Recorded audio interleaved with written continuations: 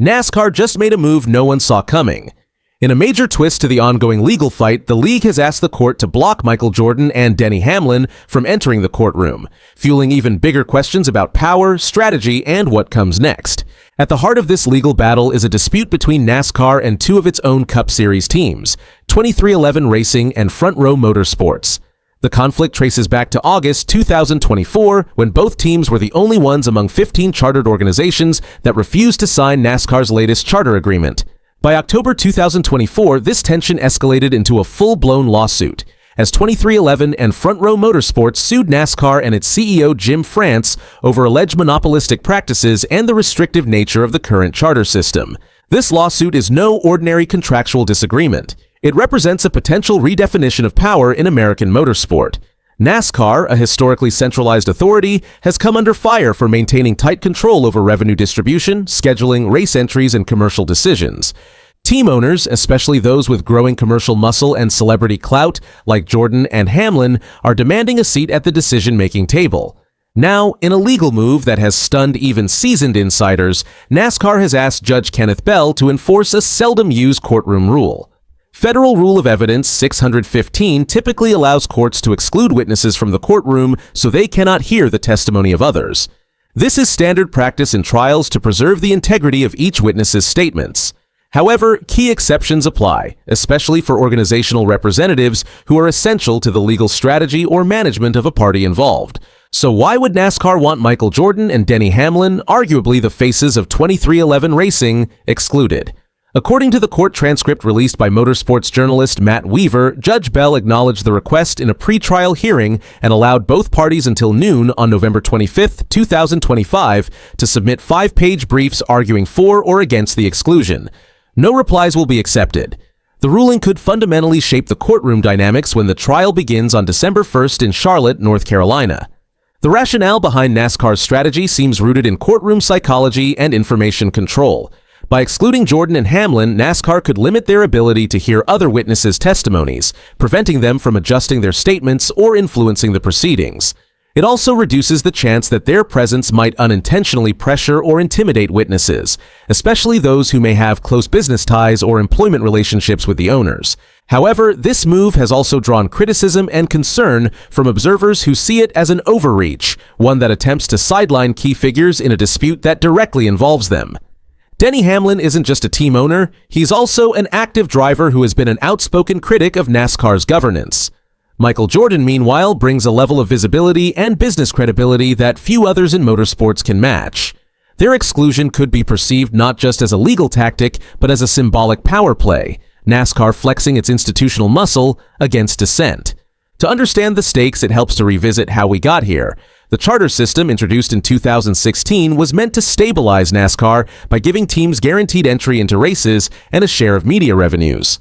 But as the sport has evolved, team owners have argued that the system increasingly benefits NASCAR at the expense of those putting cars on the track. They cite the lack of long-term revenue guarantees, the cost burden of competing, and NASCAR's near-total control over the sport's commercial direction.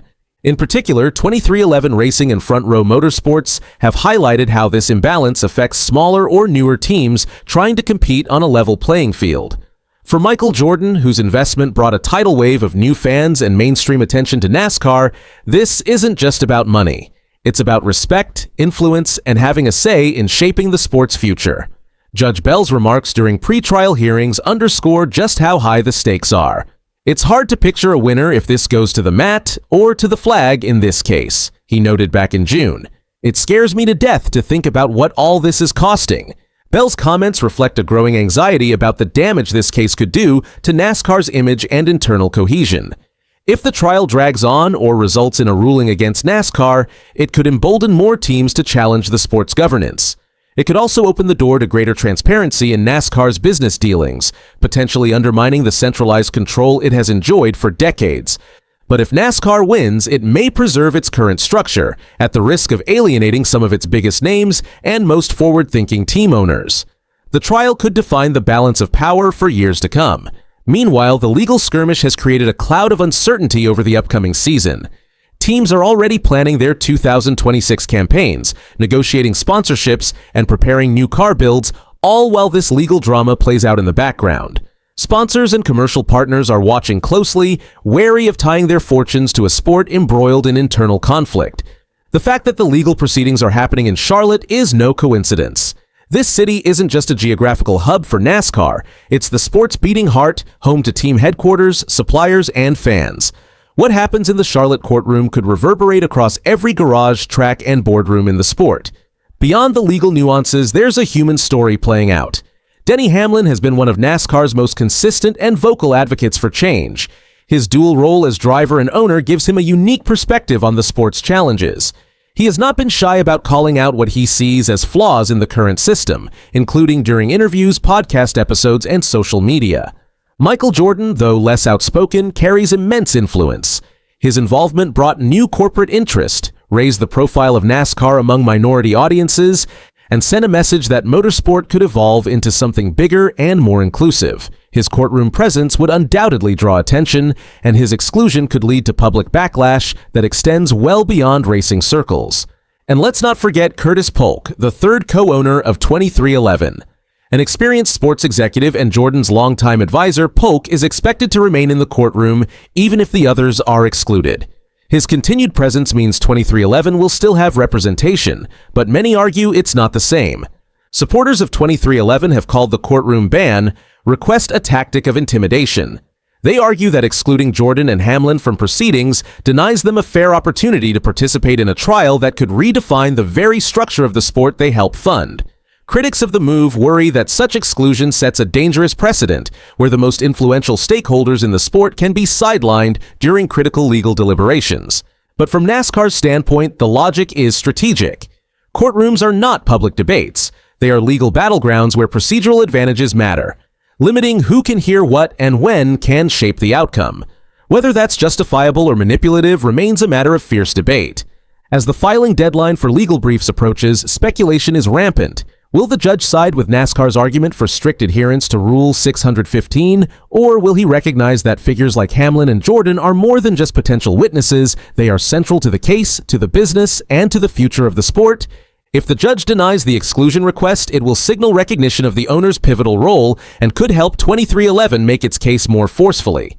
But if the judge grants the request, it may embolden NASCAR to continue asserting control in ways that leave owners and teams with little say.